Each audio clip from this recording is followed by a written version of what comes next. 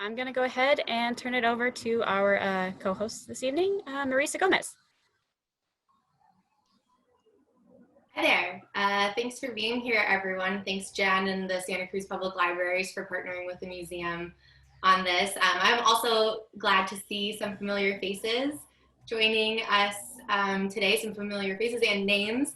And if you do want to turn your video on at some point once you're comfortable, this is going to be interactive, like Jen alluded to. And so we are going to have you speaking and interacting with each other, as well as a formal presentation. But like Jen shared, I am the Public Programs Manager at the Santa Cruz Museum of Natural History. So I did just want to start, before going into what we're going to be doing today, I did just want to start by sharing a little bit about the museum. So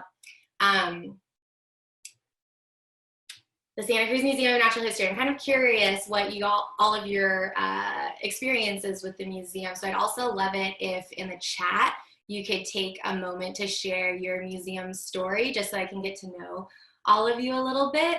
Maybe you're a member of the museum. Maybe you've lived in Santa Cruz your whole life and you remember coming as a kid. Maybe you've never been, but if you want to just like quickly jot down a few notes about your experience with the Santa Cruz Museum of Natural History, I'd really love to see that.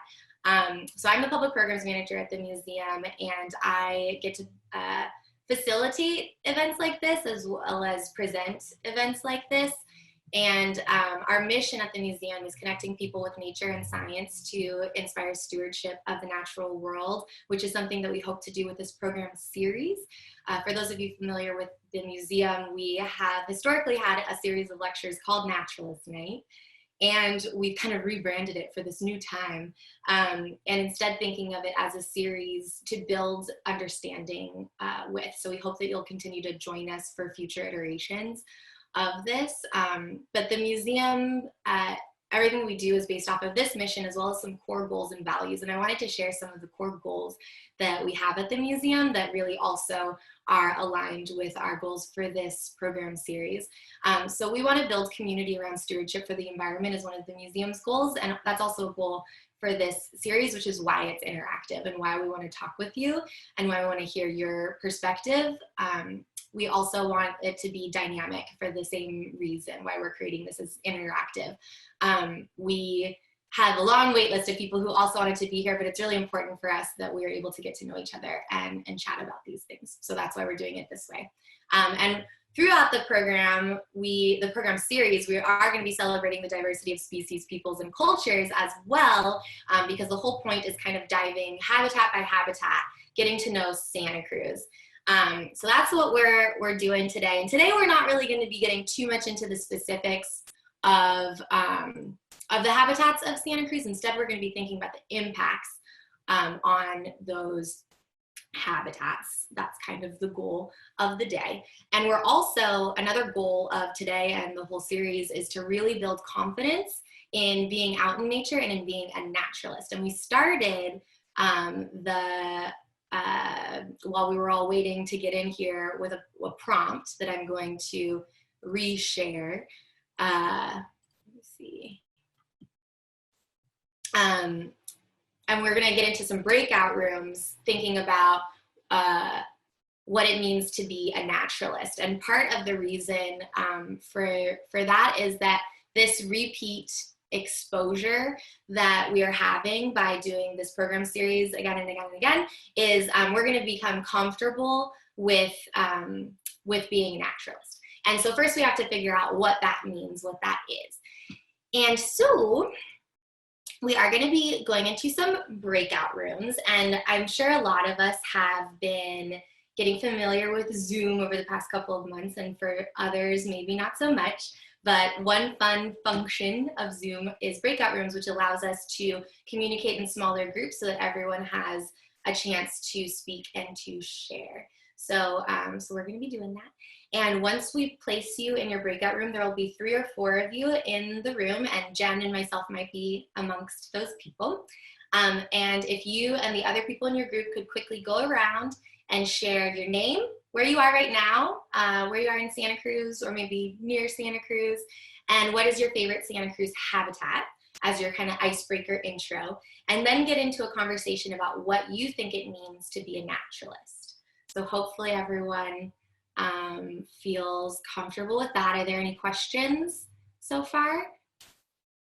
You can either write them in the chat, or you can also just unmute yourself and speak out loud. But otherwise, we'll have Lorena put us into our breakout room so that we can discuss these there.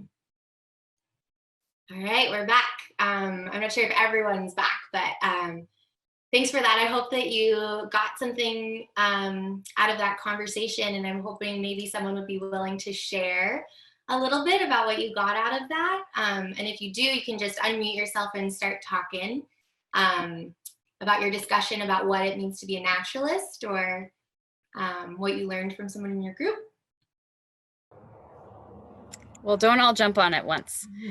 I spoke with someone, and we talked about, being a naturalist is someone who appreciates nature, learns about nature, maybe works on educating people about nature.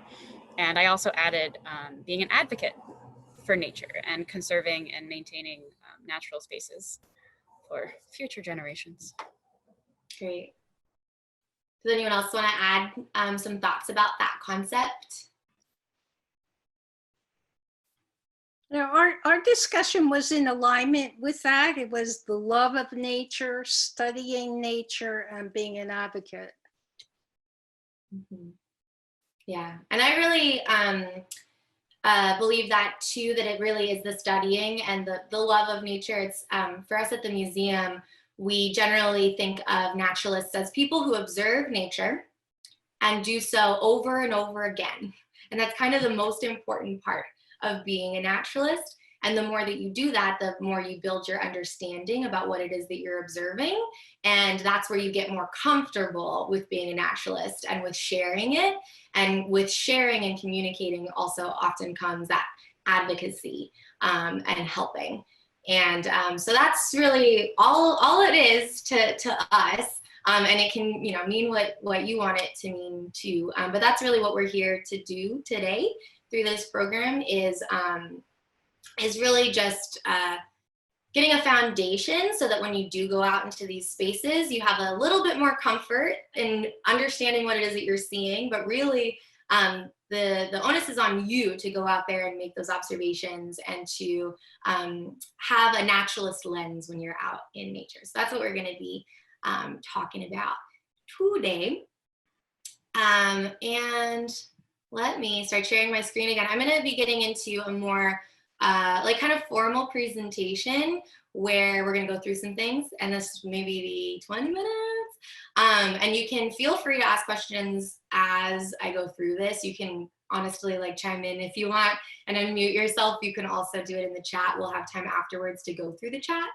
And if you have questions, but also if you have thoughts, or if you have a topic that you want to dig a little more deeply into later, you can make a note of that too. But I'm gonna get started, if that's okay with y'all. So here we go. Today's topic is Santa Cruz habitats and history. And again, as we go through with future iterations, we'll be diving more specifically into habitat by habitat. But for this one, we're going to be thinking more about the impacts on these habitats. So maybe in the chat, if you could, as we get started with this, write down the habitats that come to mind when you think of Santa Cruz. How many can you think of? So just search your brain, rack your brain, and write them in the chat as we go. And let me just tell you also that there are a lot of them. So Santa Cruz is part of a biodiversity hotspot, which is because it's part of the California floristic province, which is really kind of like a botanical term. It's a way of organizing the earth into these kind of similar areas. And our California floristic province runs through much of California and even beyond into Baja and up into Oregon.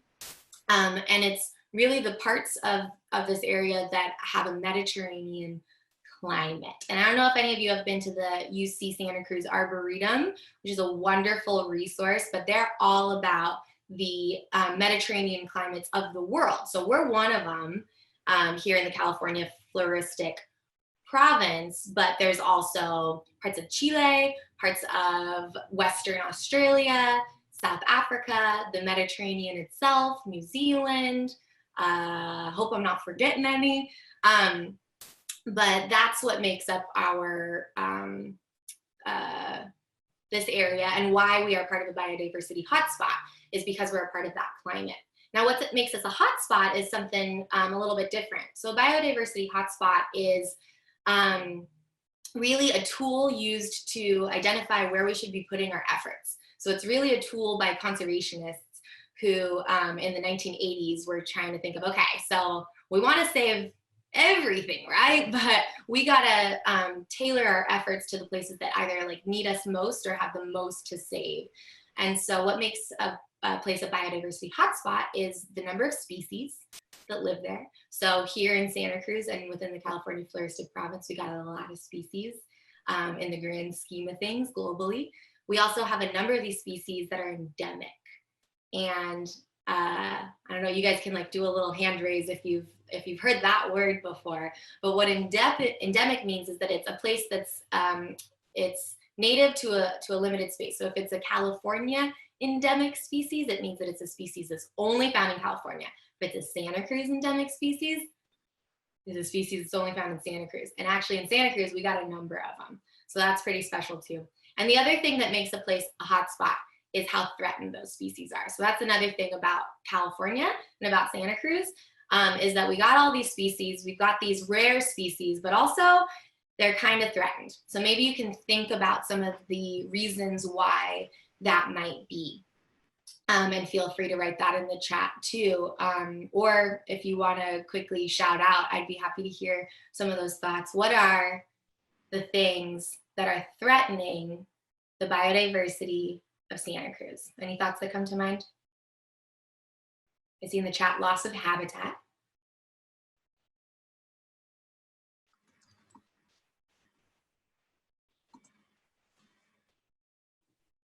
Pesticides, okay.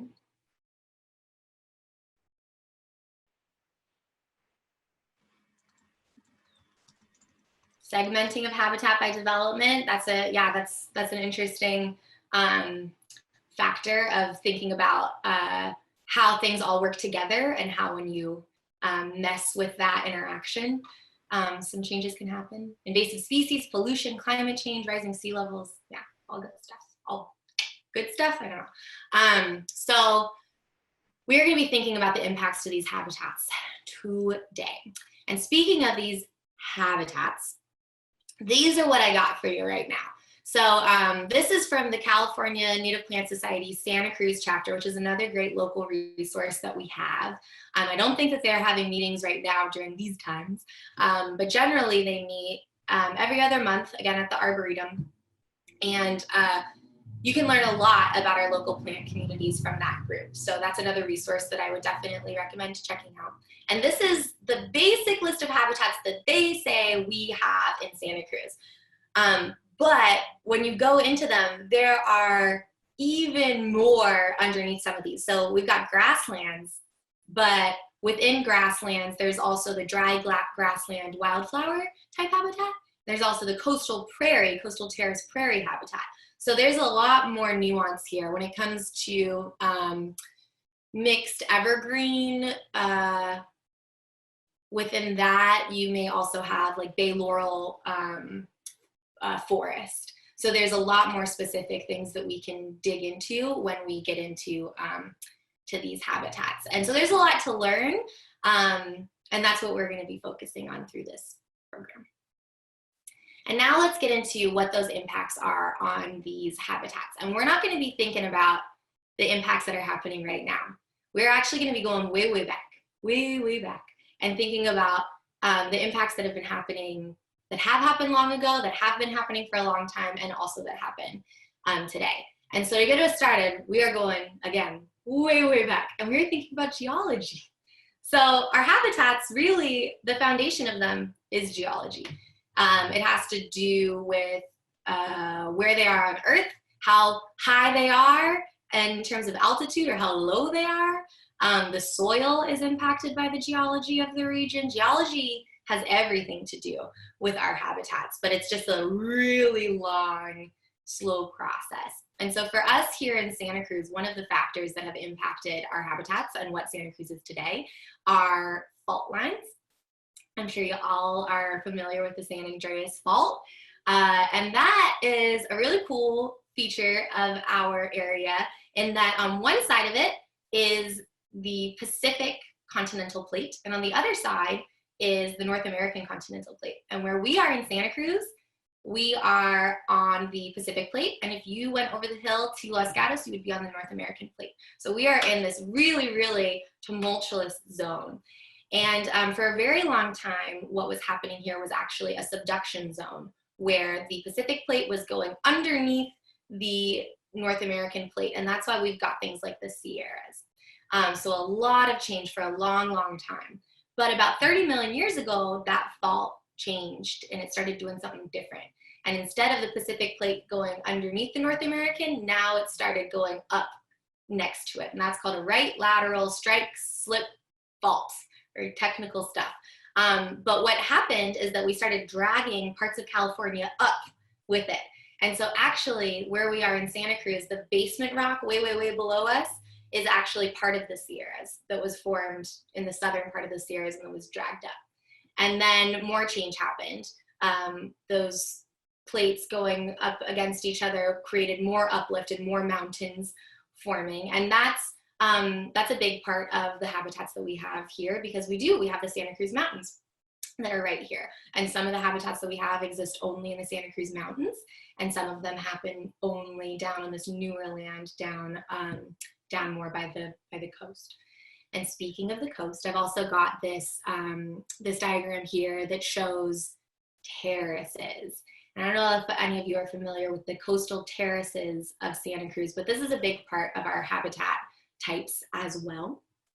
And this is what they look like in real life. So you can kind of see we've got the beach, we've got this platform right here, another one, and then another one, and then another one. And there's, as you go up, they get less defined and more eroded over time.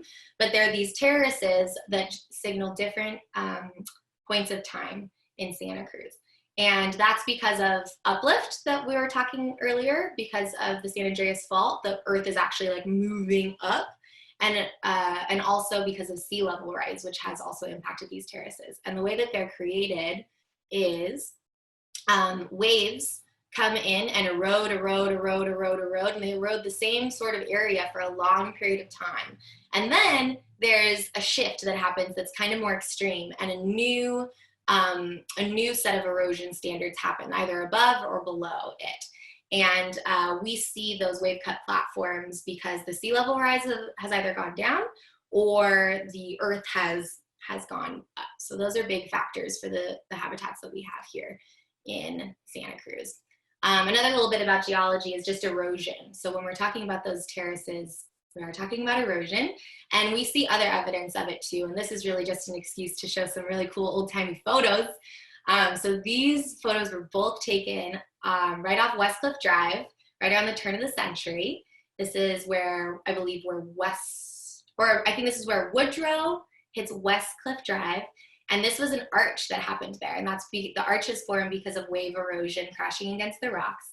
And the picture on the left is right around the turn of the century, right around 1900.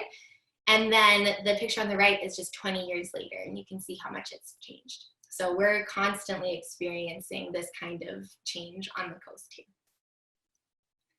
Another impact for the habitats here is wildlife. And wildlife has an impact on our habitats today, but it's also impacted the plants that are here over a long period of time. So there is something called coevolution, which is when maybe plants and animals evolve kind of in line with each other based off of the impact of the other on each other.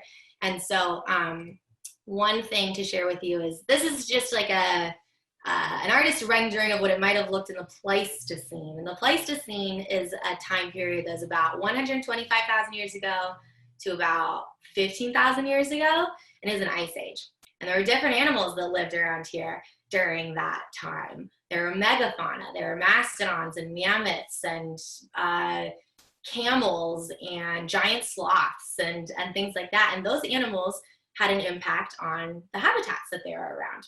They grazed, for instance, and big grasslands around here really require some sort of disturbance to maintain. Otherwise, the surrounding habitats like coastal scrub, like redwood forest, coniferous forest, mixed evergreen, will encroach, they'll take over. So it kind of takes a little bit of disturbance to maintain those grasslands.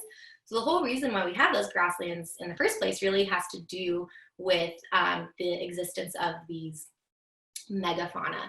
Another thing that that happens with the presence of wildlife is that coevolution bit. And so you might see it in plants in terms of how their seeds disperse. And sometimes a plant's seed dispersal techniques don't really mesh up with what you know about the past, couple hundred years. But it speaks to something that existed there a lot earlier. And so it might be that there was an animal that ate the berries of that plant and then walked away somewhere and then ingested and digested and dropped those seeds somewhere else. Another thing that happens is you might have grasses that are not windswept seeds, but instead they have evidence of being taken up by the fur of animals that walk past. So that's evidence that there is some sort of animal walking through that might have been high enough to reach where those grasses are. If it's a 3-foot tall grass, you need a 3-foot tall animal to be able to help facilitate that. So that's one thing that's had an impact on the habitats of Santa Cruz, is the wildlife that used to live here that doesn't live here anymore.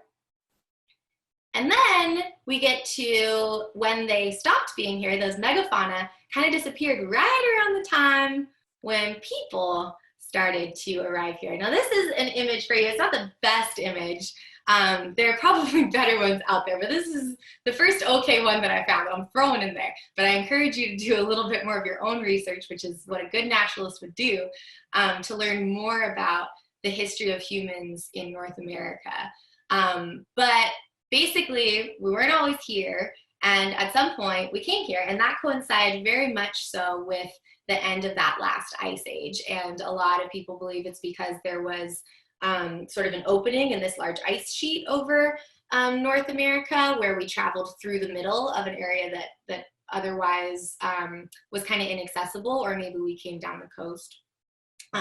There's also, I think it's pretty much accepted now that people came to South America first, although we're constantly learning more. I just saw evidence, or an article about new evidence that places the first humans in the New World back, I think, thousands and thousands of years farther back than we thought. But when we have humans that come here, yeah, it does also coincide with the kind of end of the megafauna, and they may have had something to do with overhunting, but it also might just be that, the ice age happened, and so those animals need to either adapt, move, or they die. And so that's also an impact for that. But when humans came here, they also had an impact on our environment here. California Native people shaped the landscape and actively managed their resources. And one of the ways that we kind of know about this is from the accounts of early settlers who arrived in California and mistakenly believed that they encountered an untouched wilderness, a wilderness that was naturally so productive and beautiful that they described it as a wild Eden. But as we now know from archaeological evidence and by talking to Indigenous people, and from books like Tending the Wild from Kat Anderson, which this quote is from, which is on the resource list that we're going to share with you, and I highly recommend it. The productive and diverse landscapes of California were in part the outcome of sophisticated and complex harvesting and management practices implemented by the Indigenous people who had lived on these lands for thousands of years. And one of those land management practices involved fire. And so we were just talking about how megafauna was around, and that helped to create things like grasslands, that's because they were grazing, they were eating that, they were keeping other plants at bay. And fire does the same thing. So it's one of the most important tools, land management tools, that's been used here for thousands of years. Indigenous fire is different from the fires we think of today, the wildfires that we think of today, which are incredibly destructive. These fires that have been used for thousands of years here in California are low intensity fires conducted in the late fall through the early spring. And because Indigenous people burned regularly, at least once every 10 years, but also often every 1 to 3 years, there was not a lot of fuel accumulation. So one of our big problems now is that there's a lot of fuel accumulation, and these fires happen in these particular locations irregularly. We have a lot of fire suppression. We don't want that to happen. And so when it does happen, there's just a lot of fuel buildup. So it's a completely different type of wildfire that we think of now than what was being used as a management tool.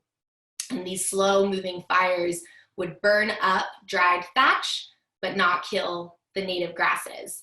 They would burn down wood, but not destroy the trees in the forest. They would stimulate the germination of annual forbs and grasses, but not burn so hot as to kill the seed bank. And their regular management had the ability to really shape the landscape. And this was done because it has the ability to help out those plants, like those native grasses and forbs, that are actually a resource for people. Those seeds are an important part of the diet of the indigenous cultures of this area. And I also want to just take a moment to make sure that we all are aware of the indigenous cultures of the area. So this is a map that was put together by Bay Nature magazine, and it's based off of Randy Milliken's work. And you can see here in Santa Cruz, these darker words are the names of tribes. We have the Yuipi in Santa Cruz. The town of Aptos today is named after the Aptos tribe of Aptos. Sayanta might seem familiar to some of you. There's a word that we have around here that's based off of that Zayante Road. Chitoni is where Davenport is. And the people of the Santa Cruz area spoke the Awaswas language, which is it's a dead language now. We have about 700 words that we know of from that language, but the adjacent language, Mutsun, very close by, includes Watsonville, Gilroy, the Elkhorn Slough area. That language we have so many words from, and that's due in large part to some elders in the 1920s and 30s who worked with ethnographers from the Smithsonian to record a lot of their knowledge. So we're lucky for that resource. And today the Amamutsun tribal band stewards this land on behalf of all of these tribes, the Awaswas and Mutsun speaking people, and they're comprised of the descendants of those taken to missions Santa Cruz and mission San Juan Batista. And these are the people whose ancestors were impacted by colonization, which is also a huge impact to our habitats here in Santa Cruz. A long, long history of many, many changes that start with the mission period. People from Spain first started exploring the region in the 1770s, but they came back and created a settlement by way of the mission system in Santa Cruz starting in 1791. And this period lasted until 1834. And with that came a lot of disruption to the way that the land had previously been managed. They quickly did away with fire, for instance. That was viewed as a really, really bad thing to do. So they said no more to that, which caused an impact on the habitats. They also brought in livestock, they brought in other species, and they started tending the lands in different ways. So that's a huge factor on the habitats of this area. And we can get into the other big impacts that it had on the people of this area. Two, but we don't have time for that today, but I encourage you to look into the history of the Amamutsin tribal band, and we'll definitely be talking more about Indigenous culture and land management throughout this series. Following the mission period was the Mexican period, and what happened here is that Mexico gained independence from Spain, and when that happened, they took over California, and they didn't want the missions to be religious anymore. They wanted to make them secular. And so they kind of implemented them into this new rancho system that took over. And so we then also see a bunch of new agriculture happening and a bunch of continued suppression of indigenous land management techniques. And you can see in this picture, this is what Santa Cruz started to look like. That didn't really last very long, because then came the American period. And I've got this is sort of some slides from a previous presentation I just kept in there, but it's more to do about the continued impacts and suppression of indigenous land management practices during this time. But by the time California was admitted to the Union in 1850, and the vast numbers of Euro-American settlers began arriving in the region, California's Native communities had been all but decimated and horribly mutilated by generations of genocidal onslaught. It's just worth noting. This had some of the biggest impacts on our habitats here. The Mexican period and the mission period were kind of small potatoes on the habitats compared to what happened once the American period happened and Euro-Americans started coming. This is really when we start to see the impacts of invasive species. So the invasion of non-native plants began in the late 1700s with Spanish settlement. There's evidence of invasive plants that have been found within the old adobe bricks of the Spanish missions along the California coast. And although weeds may have been spread by Spanish livestock during that time, the introduction and spread of invasive plants into California exploded with the flood of human immigration after the discovery of gold in 1848. Invasive plants were likely introduced through contaminated seed lots, imported forage,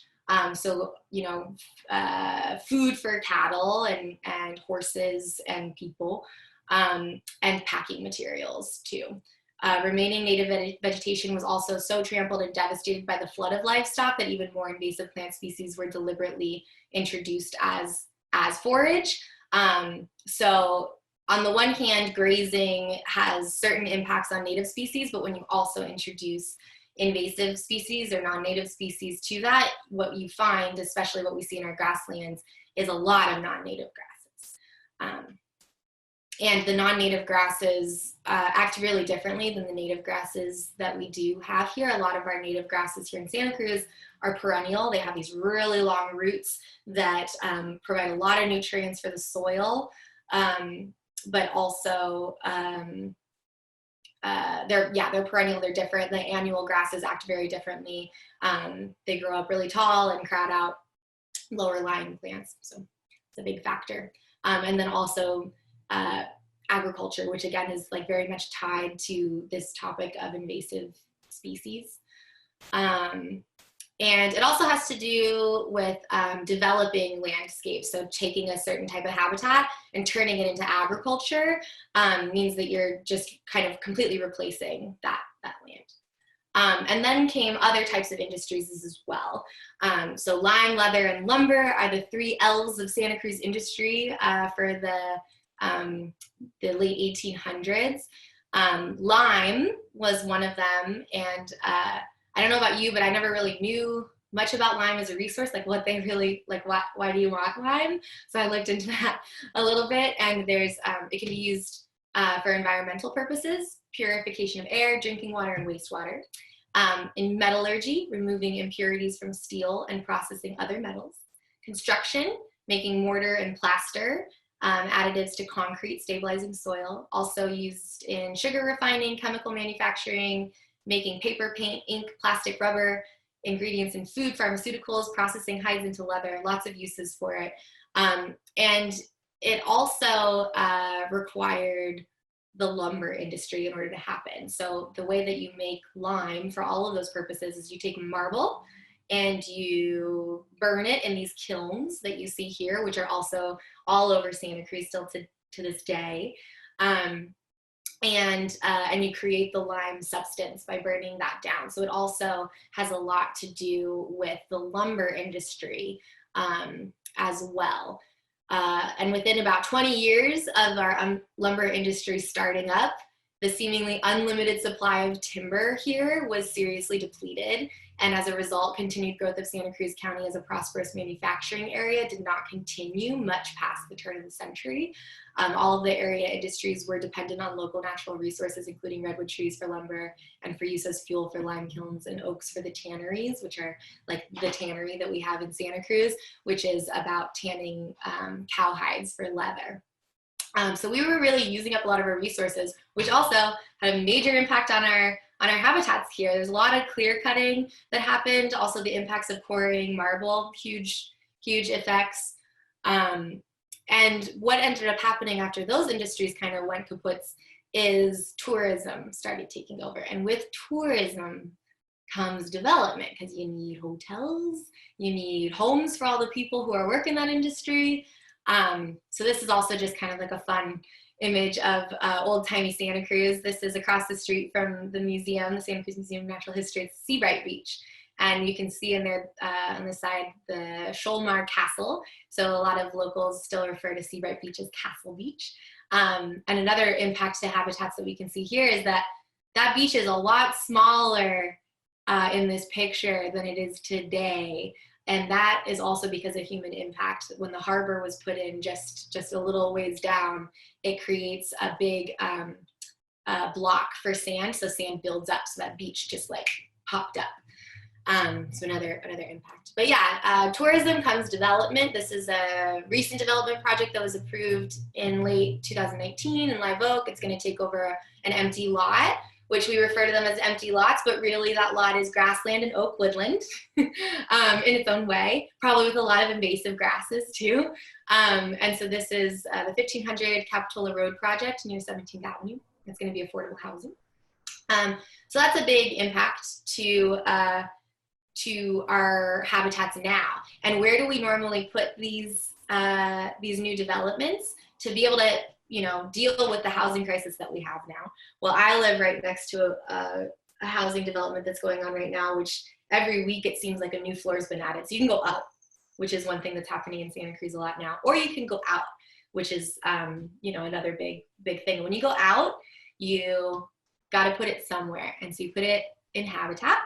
And the habitats that you choose, I mean, would it be easier to place a new development on a flat grassland on the second coastal terrace, or would it be easier to put it on a slopey redwood forest? Probably that grassland. So there's some habitats that are more impacted by development than others, something to consider. And then it is 6:45. Yeah, thank you. Just about done. And then the last impact that I just wanted to touch upon is climate change. And this is taken from the City of Santa Cruz Climate Action Program.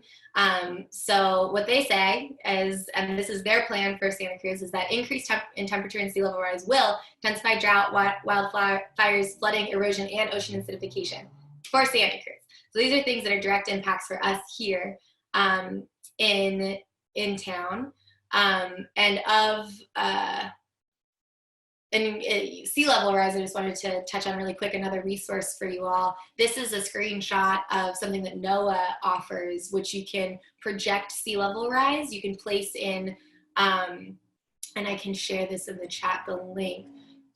You can go to this link and then pick a certain place on Earth and then project out sea level rise and see how it impacts that area. So this is what sea level rise of 10 feet is projected to do in Santa Cruz, which is within their projections for our current course, based off of if we had like a 100-year storm happen.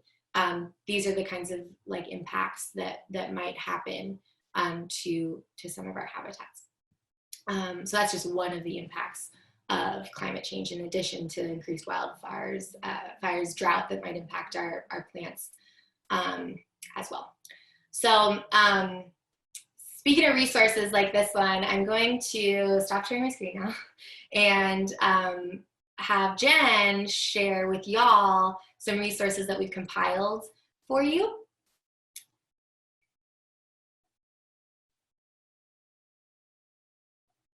There we go. I was muted.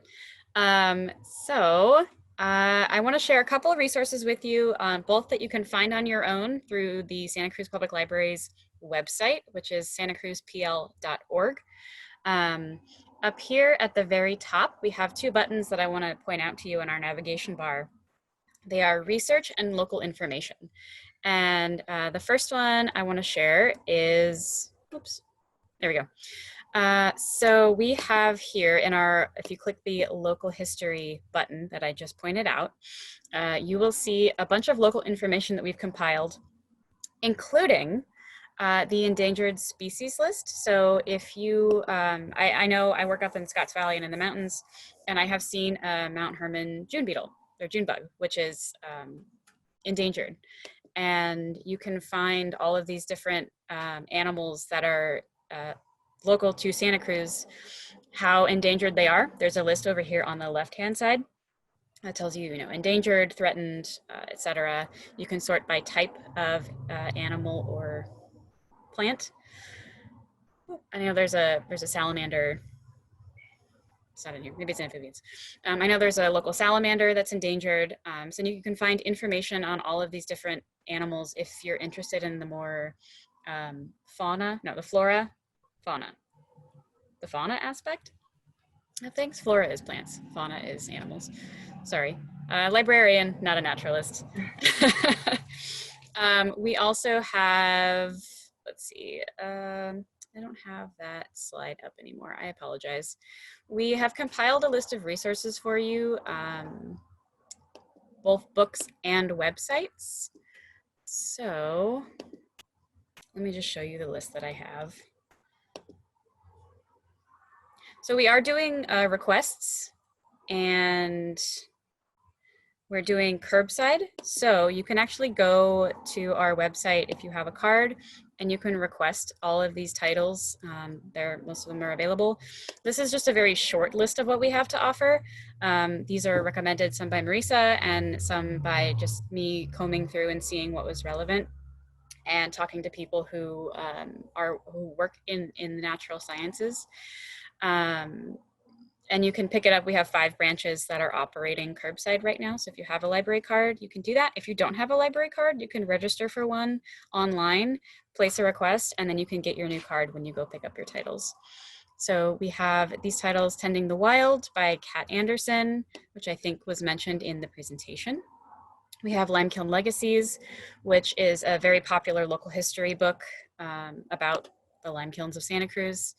We have the biography of Kenneth Norris, and then we have a couple of more general books about both California Naturalist, the California Naturalist Handbook, and a more generic National Geographic amateur naturalist. Sorry, I'm trying to go quickly so we have time for Q&A. And there's also, you guys will all get a follow-up email after this program ends. And there's going to be a document with all of these recommended titles and recommended websites included in that. So there will be links to the website, so you can just click, you don't have to go in search of it. And then for the titles, you can just go in and you can find them either through your local bookstore or through the library. So I will go back to our webpage, and I think I don't need to share anymore. Oop, there we go. Do you want to open it up for Q&A now? Yeah. Does anyone want to chat about anything that we have been going over today, or have any questions?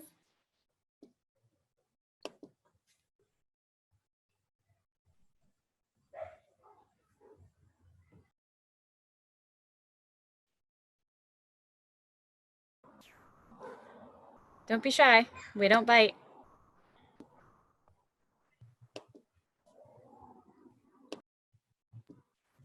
All right, there's a question in the chat. Where can we find out more about local prehistoric megafauna? That is a good question. I can look into that for you and share what I can find. My basis for my understanding of it has come from classes I've taken with like Gray Hayes, who's a local ecologist, and the California Naturalist program that's based out of UC Santa Cruz up at the Arboretum as well. And so off the top of my head, I don't have any resources that are popping up right now, but I'll definitely find some for you. Yeah, I'm also going to list my email address in the chat if anybody wants to submit questions after this program ends. Maybe it comes up to you at 3 o'clock in the morning, like I know it always does to me.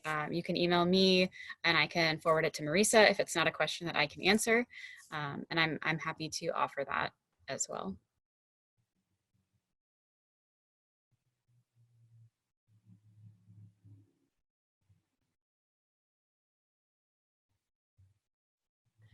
We have another question. Is there a place to find out about the management of the sandhill area that is part of Henry Cowell?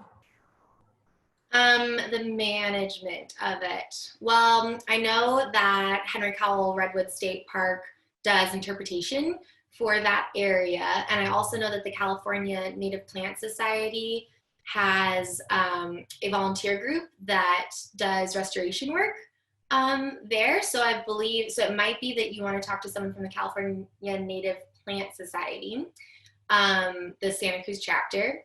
But also, I believe if you contacted someone at Henry Cowell, they could probably give you more details. I'm curious, do you have any like particular, do you want to be involved in that, or do you have any concerns or interests? And if you want to share a little bit more about that, I'd be interested in hearing. But yeah, the sandhills are one of really interesting habitats that we have here in Santa Cruz that we'll definitely spend a whole session on at some point. And it's one of those really unique habitats of Santa Cruz that is present because our beaches used to be in a different place, and they've been picked up and put up because of the uplift that I was talking about. And it's a really difficult place for a lot of different plants to live in. And so so you find a lot of really interesting plants there. And it's a lot of our endemic species in the county are found in the Santa Cruz sandhills. And you can find that habitat in Henry Cowell. You can also find it in Bonnie Doon, Felton, little pockets of it, which are really interesting. Does anyone else want to share out anything about the habitats of Santa Cruz that you spend time in, or the impacts that you've seen within the habitats that we have here, or maybe chat a little bit about impacts that we haven't yet covered, just briefly?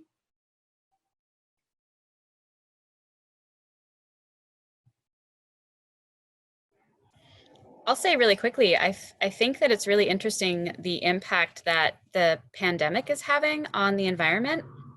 I've seen a lot of things about how, you know, with at least more at the beginning, when people were more sheltering in place, they were finding more animals and plant species that were sort of crouching back into urban areas or suburban areas.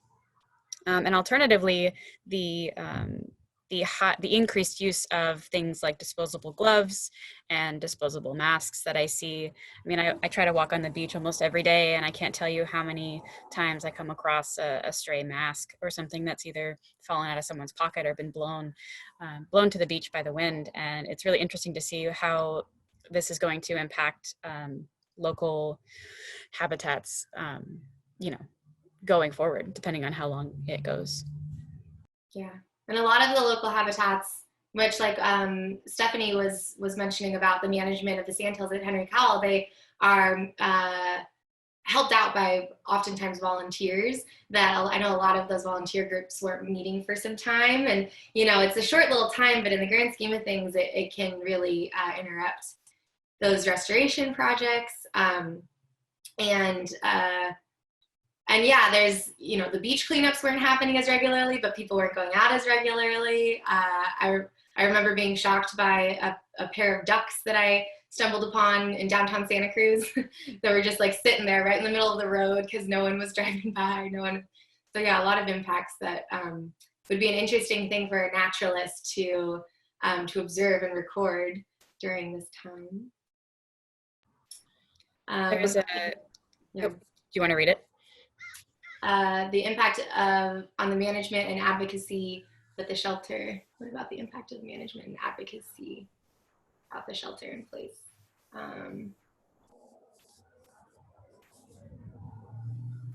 Yeah, I'm not exactly sure what you're getting at by that, Trina. I don't know if you want to. You can unmute if you want. There, I'll just unmute. Yeah. I apparently can't write. The impact of the shelter in place on advocacy and management of the various different, because I know like the museum currently is closed, the libraries have been closed, the state parks have been on and off closed, access to volunteers must be limited, and is that, have we noticed any sort of changes already, or are we kind of more looking at a down the line having problems? I can't imagine that it's going to be a good impact of having so many people out of the loop on how to help. Yeah, I feel like what I've noticed is that people's attention is otherwise placed at the moment. Often, there are plenty of like huge things to concern our maybe advocacy with at the time. And so, when that does happen with things like the economy in turmoil and a public health crisis and social justice issues, there is also a concern about, whether people who once maybe would have spent more of their time on environmental justice and conservation, are we still thinking about that? And same with our public policy. If our legislators are very much concerned with other issues, are they also continuing to think about the environment? So it is a concern. And I think just like on a local scale, our community efforts, at least for the museum, have definitely diminished because we haven't been able to gather, and we haven't, it's been challenging to adapt to this new time on how to be good community organizers at a time when community is so, at arm's length, at 6 feet distance. So yeah, I think it's probably too early to tell, but I'm interested in hearing what other people's perspective is on that. And I know we probably don't have much time right now for that, but maybe in future iterations we can spend more time on thinking about the current state of our environments that we're going to be talking about. And I do want to share a little bit of homework for next time. So maybe we can have one bit of homework is looking at the resource list that Jen's going to be sharing out. One is going to be thinking about an environmental issue that is currently happening and what's the state of it right now. Maybe look into that a little bit. Take a few minutes of your time to update yourself on the state of conservation during this time. And then the third one, which is fun, is going to be this prompt for action. And so our prompt is going to be, because a good naturalist doesn't have all of the answers necessarily, but they do get to know the resources available to them to dig a little bit deeper. And so what we're going to be doing is having you look for a tide chart online, and Jen, I'll share a link with you after this for that. So we'll share with you a place to go to find this tide chart, but you've got to like navigate it and figure out the best time to go look at the tide pools over the next month before we meet again. So that's getting used to a tool that's at your disposal that can help you better plan out your excursion. Because next month we are going to be talking about tide pools, the tide pool habitat. And then your other bit of homework is to go out and explore the tide pools too, and record some of your observations. So either bring a notebook with you, jot it down, maybe draw a picture, take a note in your phone, take a picture even is fine too. So we're looking at one tool that's available from the internet, which I think, contemporary naturalists definitely depend on the internet a lot. But then another tool that is your own tool and using your own brain and really kind of like focusing your lens of how you're experiencing your time outside. And one of those tools that can really impact your repeated exposure to the things around you, to these environments, is recording observations with a field journal, nature journal. So these are your missions for before we meet again next time. And I know a bunch of you have registered for next time, so I hope you come back for that. But also, if you catch some of them, they're all going to be new information too. And moving forward, we are going to be getting digging deeper into a particular habitat as opposed to what this was, which was a kind of broader view of Santa Cruz. And Jen, is there going to be a link to sign up for the next one in the email that goes out? There is not, but it is on the library's calendar of events. So it's very similar to how you signed up for this program. You can go to santacruzpl.org, click our calendar of events, jump forward to August 25th. This will always be the fourth Tuesday of the month. And you can go ahead and you can register that way. It is filling up really quickly, which is great. It means people are interested in this as a topic to learn about from home, and I'm really appreciative and excited about that. So go ahead, and if you want, you can go ahead and sign up now. It should be open now. And we have, so next month will be tide pools, and I don't remember what September is going to be. Marisa knows. And then hopefully we'll have 3 more iterations after that. And we'll be sending out a survey link too. So if you have any thoughts on how this went and what you'd like to see next time, or specific requests for what we should cover, definitely put that in your response. Love to hear it. Yeah, so the follow-up email will go out in about an hour, about 55 minutes. It's automated, so if you don't see it in your inbox immediately, definitely check your spam folder. You should be getting an email from the library, and that is where you'll find the resource list that we've compiled. You'll find the survey, follow-up survey for both of our organizations, as well as interest in signing up for our newsletters, respective organizational newsletters, and I think that's it. Yeah, and just really quickly for Stephanie, who in the chat was asking about places to find local conservation projects that are currently in progress and ones that need volunteers. There is an organization called Environteers that sends out weekly emails about opportunities and kind of compiles volunteer opportunities that have to do with environmental issues. So that's Environteers. So I would check there. And yeah, in Santa Cruz, we just have a slew of nonprofit organizations, and I would say probably the bulk of them have to do with environmental issues. So there's definitely plenty. Yeah. Great. Well, I really much appreciate Marisa for giving us that very interesting, very entertaining presentation. Thank you everyone for participating and for coming. Please, share the word. We're only 2 relatively small organizations, so word of mouth is always the best way to talk about new programs that you're seeing. This is free through the library, and we're just really happy to have you. Thank you so much, and hopefully we'll see you in a month. Thank you guys. Thanks so much.